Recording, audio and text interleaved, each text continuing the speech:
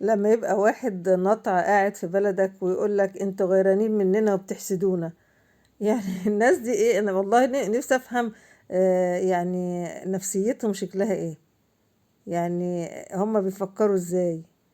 إيه الاحساس الغريب ده ان هم يعني الناس بتحسدهم، وان هم يعني انت قاعد على قلب الناس وقاعد تغرف من خيرهم واحنا اللي بنحسدك؟ يا عم روح شوف بلدك، ما بلدك احتلت واتنيلت على عينها، روح الحق لك حتة شوفها.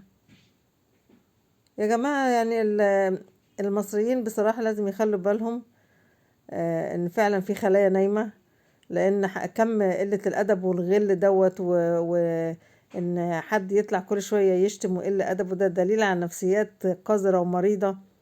بس يعني لازم احنا نخلي بالنا، اي حد يلاحظ بقى حاجة غريبة، حاجة مش مظبوطة جنبه، في بيت جنبه، في شقة جنبه، في شارع مر بيه، لازم يبلغ الأجهزة الأمنية بأي حاجة غريبة، لأن الناس دي واضح إن هي مش ناوي جواها شر، ومش ناوي مش ناوي على خير. فطالما في بطء في إن الناس دي تمشي وترحل وتغور في 60 داهية، يبقى على الأقل المواطن يقوم بدوره. المواطن صحيح مكبل بأعباء كتيرة، لكن المواطن المصري إن حد بلده هينفض كل الأعباء دي كلها وهتلاقيه يعني واقف إن شاء الله وبقوة يعني. يعني وكان من الأول بصراحة ما كانش مفروض إن الناس دي يسمح ليها إن هي تدخل بالشكل ده.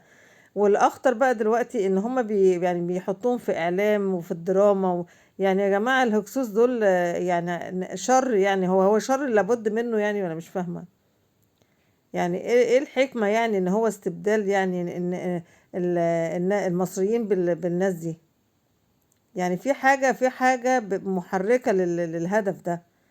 لما يبقى التضييق على المصري في أماكن إعلام، تضييق على المصري في دراما، تضييق على المصري في أشغال. الناس دلوقتي بقت يعملوا إعلانات يقول لك مطلوب جنسيات سورية وفلسطينية. طب المصري بقى بيعمل إيه بقى ساعتها؟ يا إما يقعد عاطل، ولا هي ولا بيحصل إن هو بيدور على شغل بره، وهو المطلوب إثباته بقى إن هو يدور على شغل بره عشان أنطاع دول يستنطعوا في البلد ويقعدوا يبقى هم أصحاب البلد. يعني اقول ايه بس، يعني ناس يعني الواحد مش سالم من لسانهم وهم قاعدين على ارضه، يعني بصراحة ربنا انا مش فاهمة. وازاي اللي احنا نقبل بالشكل ده؟ ازاي احنا نقبل ان حد يهين المصري جوه بلده؟ ادي احنا بنقول اهو، شوفوا الاكونتات اللي عمالة تسب وتشتم في المصريين، وشوفوا التصرفات دي اخرتها ايه. يغوروا بقى على بلدهم، يلحقوا حتة فيها.